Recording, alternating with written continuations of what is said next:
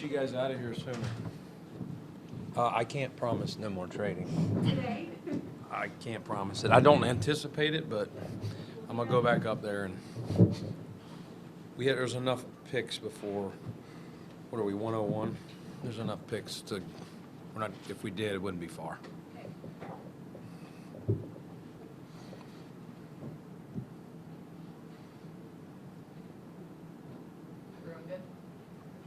Everybody good in the back? Thank you. And your decision to trade back 3 times, can you maybe put into perspective patience, but at a time when there was a little bit of a sense of urgency with the change and transitioning and want to win and the whole thing, but how do you balance one or the other?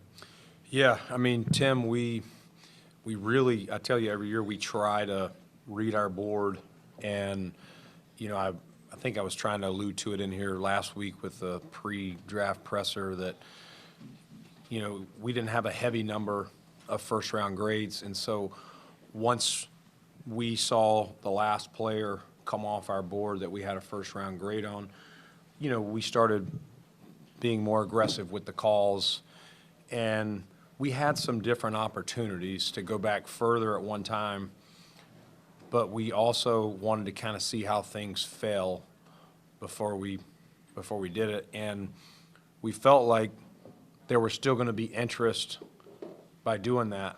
And I looked at it, it's luck, it's not skill, but we were considering a move from 26 all the way into 2 that I thought was a good move for us. In the end, and then when we did the 1 to 28, I'm like, well, this is good, but you're also thinking, man, I really could have done a lot. Where I'm going with that is, in the end, by the multiple trades, we ended up with more than that in a very similar position. So some of that's good fortune. Those teams still wanted to move back into 1. And it was just really following our board. We had enough guys in a similar value on the board that we felt confident going to 35, we would be able to get a player like TJ. There were a lot of edge rushers in that part of the draft, Brandon. Why was TJ the one that you guys identified, the fit for your defense? Yeah, it was one of the strengths of this draft, was a variety of edge rushers. Some of them are more DPR-ish. I would say TJ is a 3-down player. His sack production a year ago was 11 and a half, I can't remember. Sacks this year, not as many. But you saw enough from him. You know, we did a long study of a lot of these guys of 2 years versus just the 1 year. Some guys were better this year. Some guys were better the previous year. We also, a guy like him had a really good week at the Senior Bowl. So we try and weigh it all. But it's some close discussions. But you saw a run on those guys today. You know, all those guys were in a similar vein, and that gave us the confidence to move back here. When I went home last night, I felt confident we were going to add some type of rusher, whether it was a 3-down, whether it was a DPR type, and TJ was the guy, you know, we had number 1 if it fell that way. Do you feel that player just taken Igbinosun? Yeah. You talked about Christian Benford. I think that's interesting the other day about where he projects maybe. What kind of versatility does he have? Is he strictly an outside corner? What can he do for you? Yeah, this guy, IGB, because he's got a tougher name to say, obviously played major competition at Ohio State. He really, you know, a year ago did have some penalties, but this year really cleaned it up. He's big, he's long. You know, if you look at our 2, you know, kind of penciled-in starters of Benford and Max right now, those are 2 different skill sets. I think this is a third skill set, a big, long. The best thing he does is press. Some guys are man match, some guys are best in off. I think he gives us another added skill set. He started a lot of games, you know, in major college football. He is wired the right way. We brought him, I went to his pro day, and just I wanted to watch his movement, his off the ball, you know, movement versus just press, because he did so much press at Ohio State. And you know, he checked the box, and the multitude of people that I talked to there just raved about his football character, his competitiveness, his love of ball, great teammate. And we found that out here. Started talking, Jordan Hancock, is close with him, raved about him. And so those guys hung out when he came in for a 30 visit as well. So he kind of passed all the tests for us. And, corner is a premium position. You can't have enough of those guys. And so right now with, Tre'Davious being a free agent, with Dorian's uncertainty at this point, we're hopeful, but we have to prepare right now, with what we're working with, and this adds another guy. You saw the depth of our corners tested last year through injury, and so you want to make sure as the season goes along, if injury strikes, that you got enough guys, even if they're not starters. So this is a depth player that'll come in and compete. He'll push, our starters in time, and we'll kind of take it one day at a time. How did he take those conversations of those guys being the penciled-in starters, just like that he'll be a backup? Oh, we haven't talked about that. Oh, okay. No, we haven't. No, he's a rookie. So I'm just like, Max has been here a year. CB's obviously, been here forever. So any rookie's going to have to come in here and earn it, whether it's TJ, IGB, whoever else we select. I mean, if he's the best player, he'll start the best 11 will go out there. But there's not really a discussion. Discussion is come in here with all these guys, learn our system, learn your role, play special teams. I think he has the demeanor, the makeup, the size to also help on fourth down. Those are the things you consider as you move down the draft and add depth at various positions. Brandon, he had a lot of penalties called against him, whether that's bad officiating or technique, but is it a worry that he committed so many penalties in college? Well, I would say, Sal, good question, one that we looked at. He improved those dramatically this year, and so we'll work on that. Sometimes that's technique. I'm not going to get into the officiating of whether it was. I'm going to assume they were the good calls. You probably got away with some that could have been called, and maybe were called for some ticky-tack. That usually evens out. That's one of the things that I would say he improved the most if you watch his 24 film to his 25 film. Very aware, football smart, young man, football savvy. He's probably, off coverage is something he'll have to continue to improve on. I think more of those were in that than when he's up in press. Brandon, how much would Jim Leonard have known him or been aware of him when he was at Wisconsin? And in the overall picture, in making the switch to an attacking style of defense that Joe wants and Jim wants, how much was it? How important was it to add pieces to it today? Yeah, we felt like, listen, we want to add good players on either side of the ball, and that'll be the plan. Assuming we don't pick any more tomorrow with what we have left. But we did feel like going into this draft after free agency, we added a DJ Moore. We filled some of the holes in the O-line. We probably had more open spots. As you sit here today with I said, who's going to be our third corner if we lined up and played right now? That's a premium position. We lost Ryan Vandemark. We got some guys who's going to be our third tackle. We got some guys here at least that have, in Grable, and we drafted Lunt last year. But it's positions like that you have to make sure you're ready, because look at the game, and I'm going back to the other side of the ball, the Pittsburgh game last year where two backup guys had to start for us at tackle. So the same thing at corner. We've got some probably more available spots on defense than we do on offense. So that's the other conversation you're having as you move down the board. How does the guy make your roster? And if you feel good he makes your roster, now does he get a jersey on game day? Does he have fourth down value if he's not going to be a starter? So those will continue to be the conversations tomorrow as we work through the fourth and fifth round.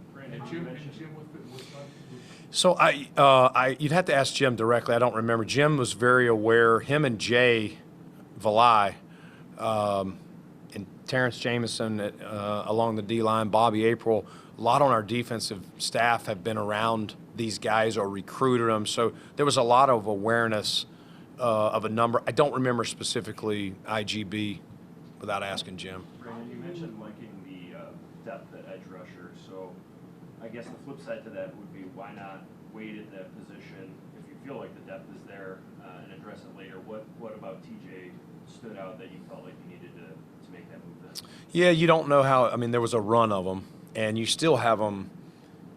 You know, you have guys in the second round, guys in the third round. I do think if there was a guy standing out above these guys, it would have gave us some comfort that we could get a player, maybe, you know, at this pick that we just took IGB.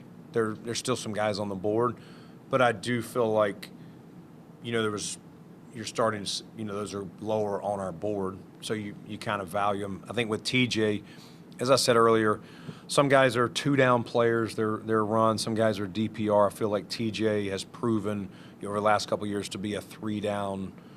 He brings us a three-down skill set, you know, to the group, and I just think that adds more value.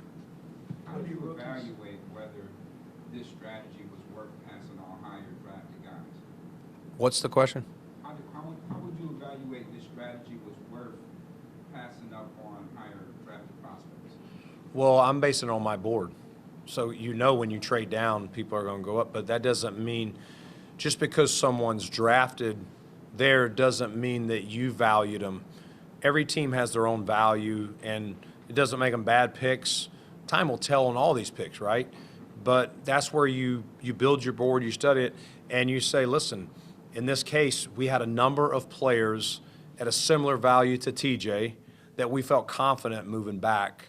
And listen, time will tell. TJ has to prove his worth of this pick, just like IGB and whoever else we select. How close did you come to trading up? In today? Yesterday? Yesterday, it didn't get close enough where I felt, because knowing that we didn't have the second round, the 91st pick, you know, you can go up 4 or 5 maybe, say, I can't remember, or pair that with a 4. You know, we had so many of these, you know, what I think are available spots that we need to fill: depth, youth, add some youth in various spots to this roster. We kind of went in saying, even if a guy fell close to us, that we were like, man, I can't believe this guy's here, we wouldn't want to lose too much of that ammo. So it kind of got answered fairly At fast. that point, at what point do you have too many picks? How many rookies to make this roster? Yeah, it's a great question. I think we'll see as we go down, you know, the board, and that's what we're talking about with, you know, after this pick of what other positions, you know, do we know that if we don't fill here in the draft, we probably need to add some veteran players after. But I still think we have some spots that we can fill tomorrow. We did, you know, part with one of the picks to move up and make sure we got IGB. So what do we have? The 3 4s, the 2 5s, and the 7. So, yeah, I mean, you know, when you get to the 7th round, you know, for the most part, you're kind of securing a guy that you don't have to fight for as a priority free agent. So in my mind, we got 5 picks. I would sit here and say most likely, we'll see how the board falls, Tim, but I would think a number of these guys will have a chance to make our roster and help Brandon, us. in that vein, how important was it to stockpile picks on day one to give you some flexibility to use as leverage to trade up at some point? I mean, getting 5 picks the first 126, I think, was more than double what you had going in. Yesterday was huge, how it worked out for us. And we knew when we left here last night, looking at the board, that we're going to be able to get a rusher, as I said. And we thought, you know, our board, you know, was stacked. And I think you saw it. I mean, you guys can look at the picks in the second round. It was a lot more defense than offense. And we kind of saw that as well and thought, you know, we'll follow it. We're at 66.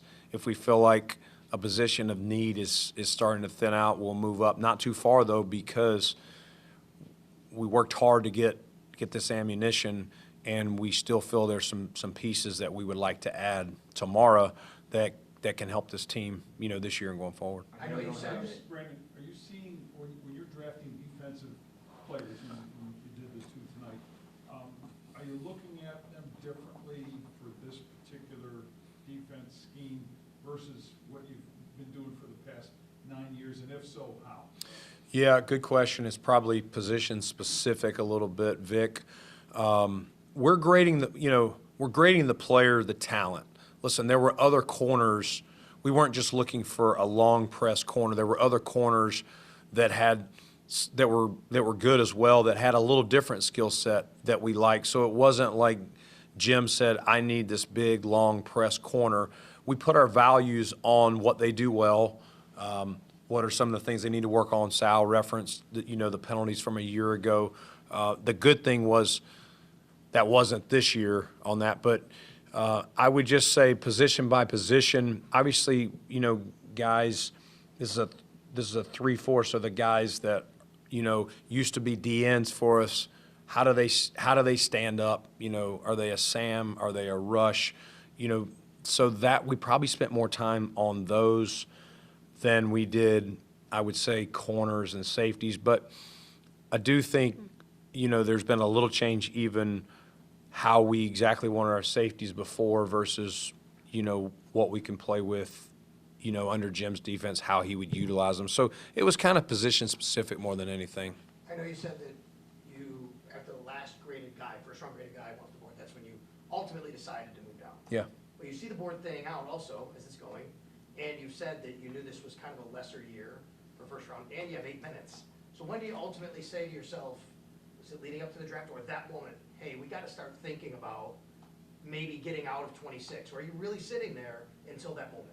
No, you have conversations even before the draft starts with people calling, do you guys plan to pick? Do you think you would move? People in front of us calling, hey, would you guys move up here? And, teams that were, 5, 6, however many up, it was like, yeah, that's going to cost us too much unless you're talking about giving us some great bargain, which, nobody's really going to probably do in the first round. So I would say 90% of our conversations were with the teams directly behind us all the way into the second round. Some of those happen. I would say a lot of contact is made just kind of setting parameters of roughly what you might be talking about for that pick. But like anything, yesterday, a couple of times, some teams were offering more. And so it's like anything. If more people want it, you can charge a little more, on a premium of it. So it worked out on a couple of those deals. We had a lot of interest in 26, not as much in 28, but then we had a lot in 30. Was 31 the last? Yeah, we had a lot in 31. So doing the move to 28 helped set up, the ammo that we got there at the end to move to 35. Brandon, why do you feel comfortable using a good asset like a second-round pick on someone who's least projected now to be a backup rather than addressing positions with clear paths to instantly impact this team? I would say that will impact our team. I mean, if you look at the corners are premium positions. If you just look at, who makes the top dollars in the league, and if you look at our season last year, and it's happened before, John, those guys are all going to play. They're going to play. It's a long season, and when you have corners that are not capable, they get bullseyes on them real fast, and especially when you're playing the primetime quarterbacks, the primetime offenses in this league. I can tell you this, if there's another good corner tomorrow, we'll take them. Like, think of how many guys we went through last season that played in the playoffs for us or helping us get to the playoffs. So you're going to need those guys. And again, you're suiting up guys not only to fill in as a backup, but also to help you on fourth down too. The kicking game matters as well. What is the advantage on having 5 picks in the top 125? Hey, you're giving yourself a chance at better players that you have on your board, guys that you value the most. So anytime you're adding assets, it just gives you a chance to move up, move down. You know, what we did yesterday allowed us to be more aggressive and take the 6th-round pick we had today to go secure a corner. I know you didn't pay an exorbitant price, but did you have an inkling that a team between 62 and 65 might have been looking at him, or were you worried that another team might be calling to move up to get him? I didn't. I did know that some of those teams were interested in moving back, not crazy far. And, you know, it's one of those, we got enough ammo yesterday at a spot like this where it's close. It just made too much sense. I was like, would I rather sit here and wait or be upset that the player was taken? It was like, it's close enough, let's just do it. I know you don't have a crystal ball, like you can't predict, like. You guys don't think I have a crystal ball? Right, like, what's gonna best set up TJ for making an impact in year one, but what have you learned as an evaluator and about that part of the process, figuring out how quickly they can assimilate to your program, and do you note that on your board for guys? Do they get kind of ratcheted up if they're going to assimilate quicker? Yeah, I mean, we give what we've talked about before, Bills Blue, which is guys that have all the, they can be a 7th rounder or a 1st rounder, but they have all the intangibles, great teammate. They're going to work hard. They're going to do everything they can to achieve whatever the good Lord gave them. So that is part of the process.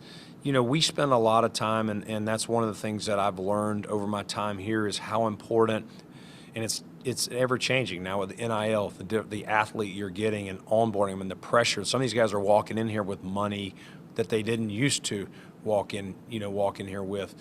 But they're still young men, and they're still working their way through life. Sometimes they went to college near where they went to high school, and this is the first time moving away from home, and they do hit challenges, or they're leaving their fiance, girlfriend, whatever they do. Life, they're humans. I know a lot of times we put them on pedestals, but that is one of the things that we put a lot of time and effort into our player engagement. Dr. Dez, you know, we have a full hands-on deal trying to work with these guys and try and onboard them from college to being a professional. How do you manage your hours? You don't have class anymore.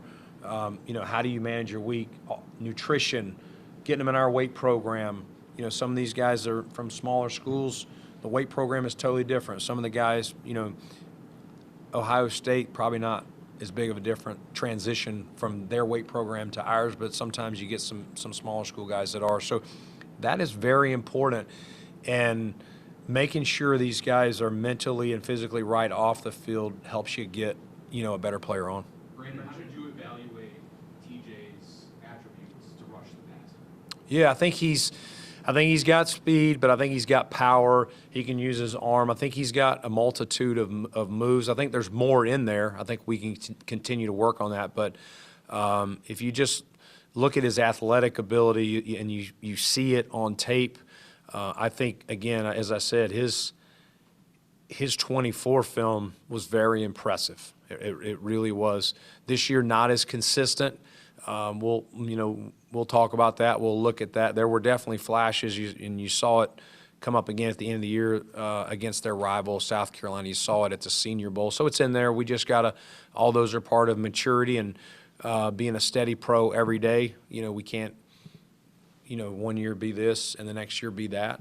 But the flashes are really good of a 3-down player that will stick his face in there and play the run, but – you know, is athletically explosive enough to help you, you know, in the pass rush. He's How do also you already, go about differentiating between, in this 3-4 system, who's going to be on the outside, on the end, on the line, and who's going to be on the outside as far as linebackers go, with the players you have and what you need to add?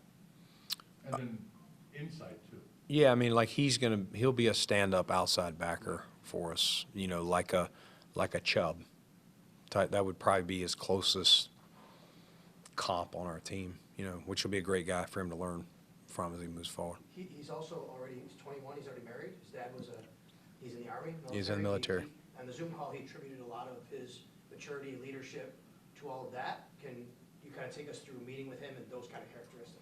Yeah, I mean, I think that's as Matt was talking about earlier, like what are, he's, for the most part, has shown to be a mature young man. I think he got married during the bye week last season, comes from a military family. So, seems like he was raised the right way. We have a scout here in Keith Jennings that played at Clemson, knows the Clemson family pretty well, pretty good insight into this guy's daily routine, daily work habits, and really felt like we knew this young man. Obviously, until you get him in your building, you don't fully know him, but a guy that feels like he is fairly mature for his age, and we'll work together to kind of continue to help him mature and welcome him and his wife up here to Western New York. Was he top 32? Was he top 30? No.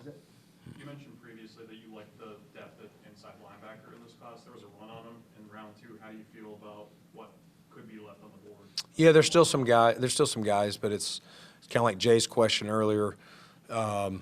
There's still guys, but they're not as ranked as necessarily as high as some of the guys that have already been taken, and you understand that. That means they probably are deficient, in an area that maybe somebody above them was not. But there's still guys that can help us. Some guys better as line of scrimmage players now may need work on fourth down, and then there's some guys vice versa. Man, that guy is going to really, Jeff Rogers is going to love him, but we're going to have some work to do, as one of our backups, knowing that if they're going to be suited up on game day, they have to be able to, kind of run the defense. I know it's not necessarily a premium position, but what went into the decision to maybe not prioritize, inside linebacker, especially scheme change and, who you have coming back? We just followed the board. Yeah, we would have, if a backer was there higher than Igbinosun, we would have taken him. Brandon, the offseason addition of DJ Moore, did that change the way you looked at wide receiver even entering the draft? And, is there some depth there that you may look to kind of circle back to now as the picks come up? There's depth there, but we look at it like we selected DJ in the second round, and that's truly, he's an addition that we did not have, on this team last year. And so, again, what I said earlier, you're looking at, obviously his role, Shakir, Palmer coming back, Keon, and it's not lip service. Like, we're excited about Keon, and he's, the first few weeks here, it's been very, very positive, and I think you guys will see that in time, and proud of what he's done. But, Shavers is, rehabbing his knee. We got McCole Hardman. We got a number of guys here. So, how do they get a jersey? What's their role? All those factors, to as we move down the line on the board of receiver. If it's the best player, though, we'll definitely take it and throw him in the mix and let it shake out how it does. Hey, Brandon, why did you veer for more of an all-around skill set with TJ versus more speed, explosiveness, bend around the edge with some of the others? You just evaluate the player. It wasn't like we said, hey, we're going for just speed, or we weren't not going for speed. I think TJ, I wouldn't say TJ's slow. TJ's a bigger man than maybe an R. Mason, somebody like that. Two different players, both very good players. I mean, another good pick by Kansas City. But you just kind of put the players and you value them how you do, and it doesn't mean they're far apart or not. You just, as I said, he has a 3-down skill set, and we like what he brings. You guys view Igbinosun as strictly an outside corner, or do you see a future with him? I mean, listen, I would say, I don't see him necessarily with a nickel skill set. I'm not saying, we like versatility. It's not that we would never rep him there and see how he does. I don't necessarily project that, from my lens as we sit here. I see him more as an outside guy. But, obviously D. Offord is there. Hancock's played nickel. I think we've got some guys that can do that role as well. Brandon, you mentioned Trey being a free agent with this and the value he put on corner. Is that door still open, or how do you kind of view things with Trey right now? Yeah, I mean, nothing's changed. Like, we love Trey, and so you would just one day at a time. I mean, right now, as I said the other day, we're just focused on the draft, and I think he and his crew were just kind of at this point waiting to see, you know, what the opportunities are here or, you know, or potentially elsewhere. Do you have a plan for Jordan Hancock right now that you know, or will that develop over time as far as safety or nickel? Yeah, I mean, we like versatility. What's position one? I wouldn't want to say that yet till we kind of get out there in the spring. That's probably something that would declare itself, you know, more at camp, but I still think we'll try and make him as versatile as possible because you never know on game day. You know, if you're not the starter, we want you to kind of know multiple spots. Awesome. Thank you, guys. Yep. Brandon? Thank you. See you tomorrow. Let us know.